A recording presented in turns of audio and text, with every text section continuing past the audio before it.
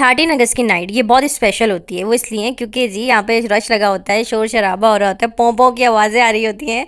तो ये एंजॉय करने के लिए मैं थोड़ा सा टाइम निकाल के बाहर गई, और यहाँ पे बहुत सारे फ्लावर्स वगैरह लेने थे, मुझे कुछ टेडी बियर लेने थे जो मेरा 14 अगस्त वाले दिन के पैकेज थे। सो यहाँ पे अब हम लोग सारे ऑर्डर्स वगैरह डिस्पैच हो गए, जिस तरह आपने देखा मेरा सारा पिछला व्लॉग। और अब हम निकल चुके हैं, शाम के 5 बजे थे और हम लोग जा रहे थे बहरिया टाउन। थोड़ा सा बच्चों को बाहर लेके गए ताकि बच्चों को भी मूड अच्छा हो जाए। काम काम काम, मम्मा हर वक्त काम करती रहती हैं, हमें कहीं बाहर नहीं घुमाती। तो मैंने कहा चलो बच्चों के लिए भी थोड़ा सा टाइम निकालना चाहिए। बहुत बहुत थकी हुई थी, हिम्मत करी और उठ के चल पड़े। बहुत प्यारा व्यू था, बहुत मज़ा आ रहा था। और इतना क्राउड, इतना मतलब कि समझ लें कि बहरिया टाउन में पहुँचते पहुँचते हम लोग निकले थे, असर में पहुँचते पहुँचते मगरिब हो गई थी, मगरिब भी ख़त्म हो गई थी। तो आप देख सकते हैं कि कितना मतलब क्राउड है। हम लोग सीवी वगैरह जाते थे, बट ये कि आपको पता है वहाँ कितना रश होता है, तो पहुँच भी नहीं पाते। और अब तो यहाँ पे बहरिया टाउन के अंदर भी यही हालात हैं कुछ।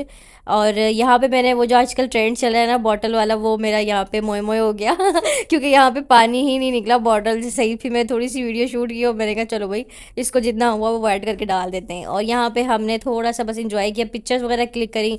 और रन की गाड़ी में बच्चे पीछे बैठ कर डाला में, उन्होंने वहाँ से व्यू इन्जॉय किया क्योंकि हम लोग बुलेट हो गए थे ना बहुत सही से। हमारी नंद तो पहुँच गई थी, शाम में ही चली गई थी हमसे पहले। और आपको पता है मेरे ऑर्डर्स थे, मैं असर में निकली हूँ राइडर को सारे केक डिलीवर करके। सुबह से डिलीवरी हो रही थी हमारे केक की, और सुबह 10 बजे से हो रहे थे। और यहाँ पे अपने हस्बैंड के साथ में बस थोड़ा सा एंजॉय कर रहे थे इस मोमेंट को। और जी फिर हम लोग चले गए KFC। और यहाँ से निकलते निकलते ना बहुत ज़लालत का सामना करना पड़ा, क्योंकि एक एक करके गाड़ी छोड़ रहे थे।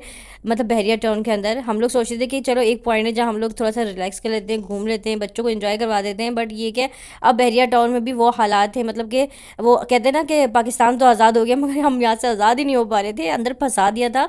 1.5 घंटा हम लोग ट्रैफिक में फंसे रहे, हालत बुरी हो गई थी बाहर निकलते निकलते।